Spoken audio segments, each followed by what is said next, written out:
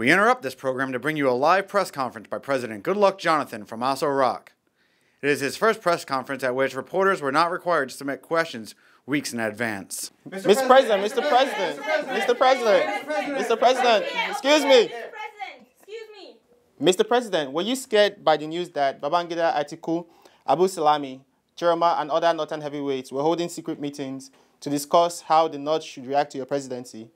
Heavyweights? Those men are more like deadweights. Do you know how much my wife weighs? When she climbs the scale, the machine says, 1 person at a time, please. Look here, my friends. The only meeting I'm afraid of is the meeting my wife, Patience, has every morning when she's in front of the dresser. If she doesn't like what she sees in the mirror, that means my day don't finish. Mr. President, your government was hailed for the strong way it responded when South Africa deported 125 Nigerians. Britain just deported 120 Nigerians, and you did nothing. Why?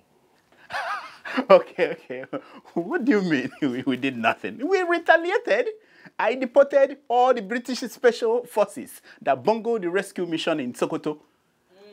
And then I wrote a love letter to Prime Minister David Cameron. What did you say in the letter, sir? I thanked him for deporting those disgruntled Occupy Nigeria criminals. How did you know they were part of the Occupy Nigeria movement in London? I have spies. My spy in London, the Banj, told me. Oops. Did I mention his name? Did I say this loud? Oh, well. Sir, northern Nigerian governors are asking for a greater share of the oil money. What are you going to do about it? I will set up a committee to look into that. Mr. President. What will the committee do? They will look at the pie. What pie? That's exactly the question I asked Ngozi Okonjo-Iweala when she mentioned that to me. She said that you people will understand what the pie is. She showed me a picture of a pie on a paper and said, you will understand. Obviously, you guys are not as smart as she is. But some people think that it's absurd for them to be asking for more money when they have not accounted for the money that they currently receive. My friend, the first thing you learn in this job is not to argue with people who drink brukutu in the morning. So that is why I set up a committee that will look into that, and another committee will look into the final recommendation of the first committee. Then it will go to the Vice President's committee, who will now forward the final recommendation to the white paper, which the Senate committee will now review and make their own recommendation.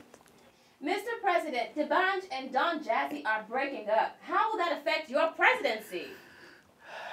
I will set up a committee that will look into that. Really? Why do you set up committees for everything?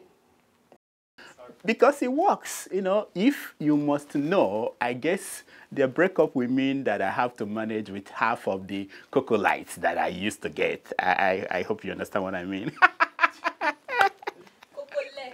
Cocolate.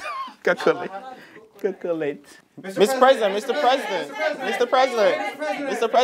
excuse me. Alhaji Asari Dokubo said that you occupy Aso Rock for 8 years.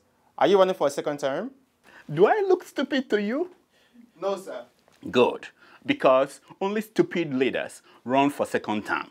Serious-minded leaders like me just push their way in, one oil block after another, one oil block at a time. Your critics say that you promised a lot, but you haven't delivered much. Why should anyone vote for you again? Since democracy is not pass and pass out or fail and fell out, there is nothing else to do but to let me repeat. You know, this time around, I promise I will make less promises. This is a promise. Mr. President, excuse me. Your spokesman, Dr. Ruben Abati, complains that the opposition leaders were insulting you. Are you that thin-skinned? You must be stupid to ask that question. First of all, I am from the creeks. My skin has scales like the fish. So no shaking. What was the second question again? Are you then saying that Ruben was speaking for himself, sir? You know Ruben, he used to be one of you. You know, he does this gra-gra all the time, once and for all, just to make, to keep his job. You know, man must work. Are you worried that poverty is at an all-time high in Nigeria? With cassava bread, I made it easy for our people to get out of poverty, to get divorced from poverty. But they refuse. They say they are Catholics. They don't get divorced. I don't get it. For me and my family, as long as we have cassava bread, we are as unconcerned as dead bodies. I can only take a goat to a cassava bread. I can't force it to eat it. Was the incompetency of our soldiers responsible for, the failure of the hostage rescue mission in Sokoto? You said such, who said such a stupid thing? Who? The British. Then he must be right. He must be right.